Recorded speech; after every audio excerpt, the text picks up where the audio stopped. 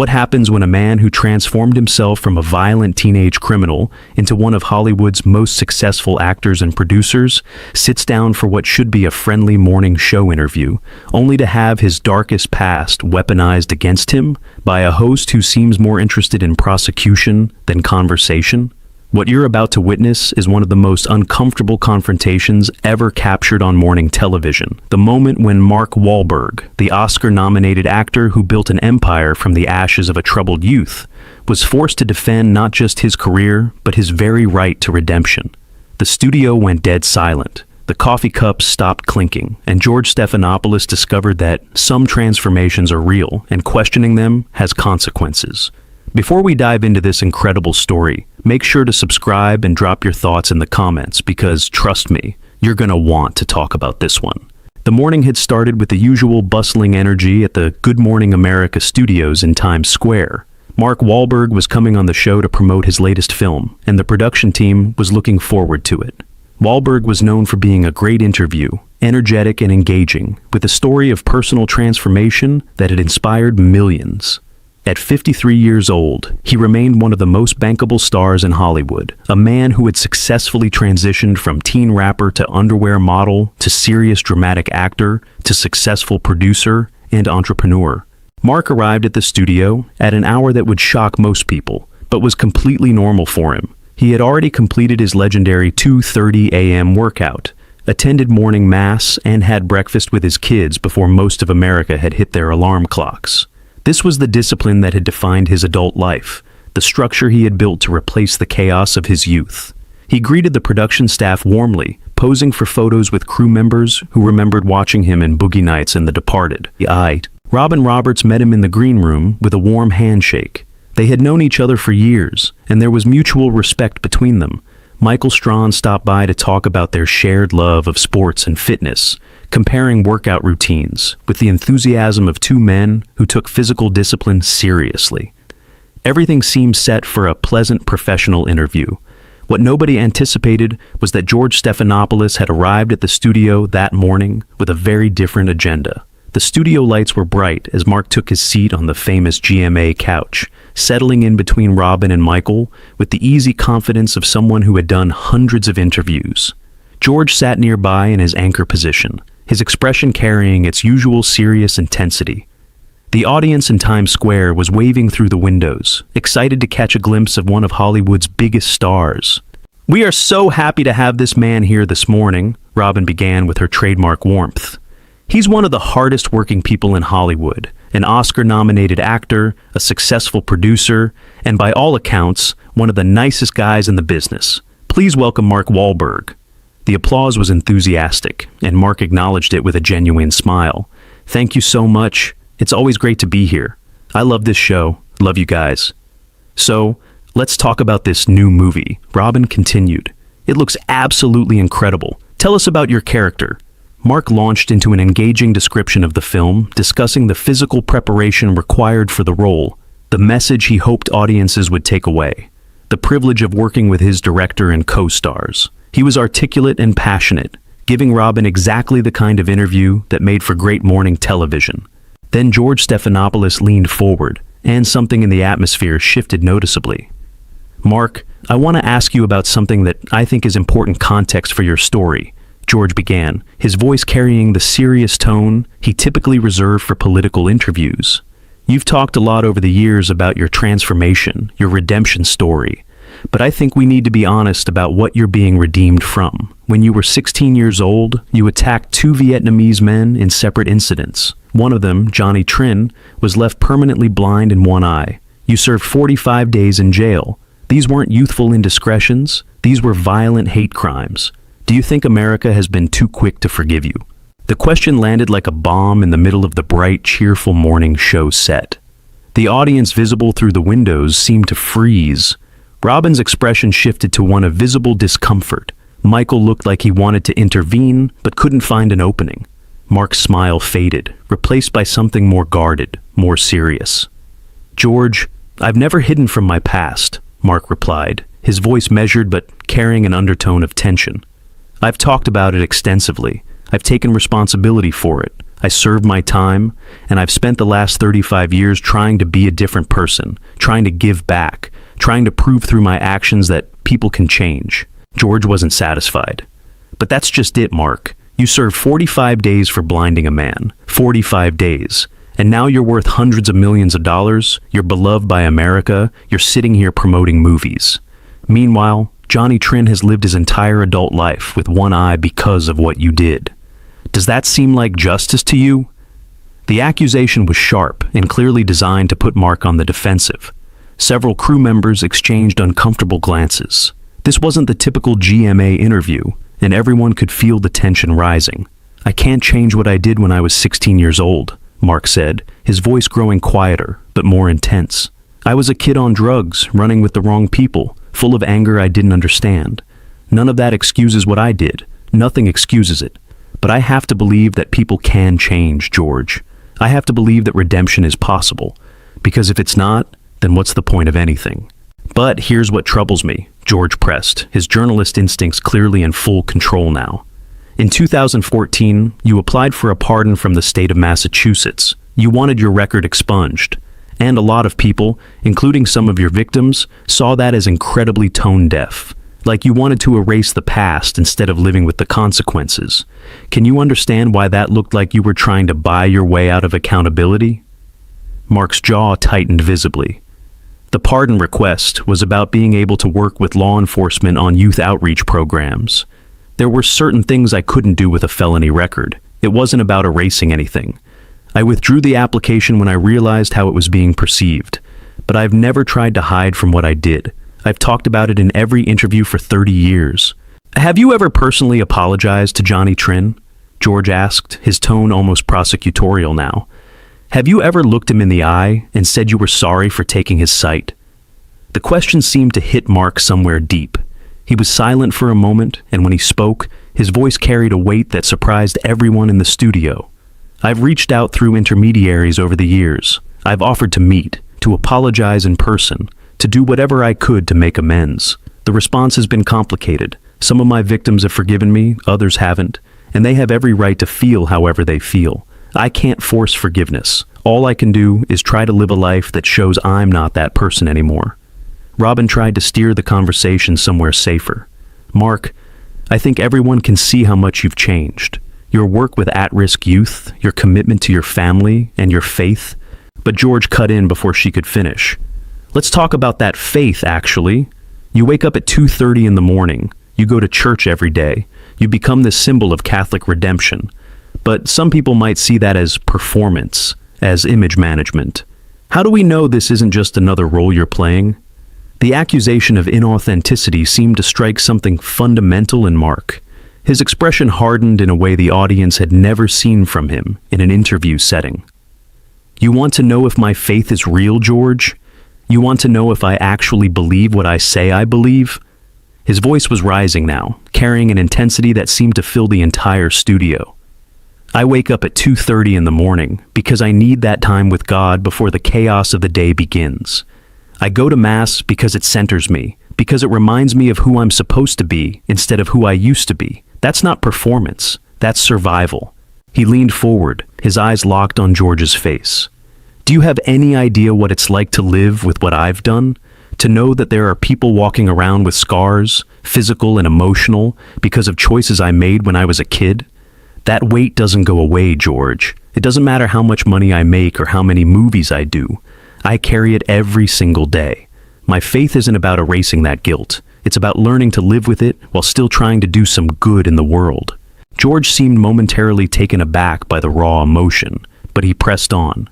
But you have to understand how this looks to some people. A rich, famous movie star who committed hate crimes as a teenager, now living in a mansion, raising his kids in privilege, talking about redemption. There's a racial component to this that we haven't addressed.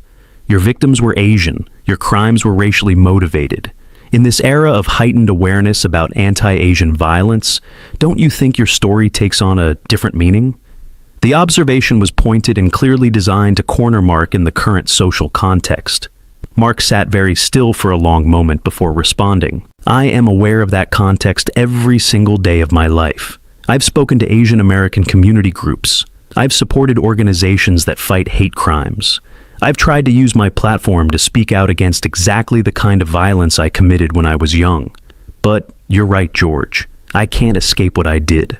I can't make it fit a neat narrative of redemption that makes everyone comfortable. All I can do is keep trying to be better and hope that my life since then counts for something. Michael Strawn finally found an opening to intervene. I think what a lot of us see when we look at Mark is someone who took the hardest possible road to transformation. Not everyone who grows up in those circumstances makes it out. Not everyone finds a way to change. But George wasn't interested in that perspective. With respect, Michael, that's the Hollywood version of the story. The reality is that Mark committed serious violent crimes and faced minimal consequences. He served 45 days in jail and went on to become a multimillionaire celebrity. If he had been black, if he had committed those same crimes, does anyone really believe his story would have turned out the same way? The question introduced race in a way that made the entire studio tense. Mark's response was immediate and sharp. "Don't do that, George. Don't use my past to make a point about racial inequality in the justice system. That's a real issue, an important issue, and it deserves better than being used as a weapon in a morning show ambush. Yes, the criminal justice system is unfair. Yes, I probably got chances that other people wouldn't have gotten. But using that to dismiss any possibility of redemption for anyone helps nobody." He stood up, and the movement seemed to startle everyone on set. "I've spent 35 years trying to prove that people can change. I've worked with kids in Boston who are making the same mistakes I made, trying to show them there's another way. I've used my resources to support programs that help young people avoid the path I took. I've tried to raise my own children with values I didn't have when I was their age, and I've done it all while being completely honest about who I used to be." His voice was rising with a passion that seemed to shake the morning show format to its foundations. "You want to sit there and question whether my transformation is real? Fine. Question it. You want to bring up my worst moments every time I try to do something positive? Fine. That's your right. But don't you dare suggest that redemption is impossible, that people are defined forever by their worst actions, that there's no path back from the darkness. Because if that's true, then what hope is there for anyone?"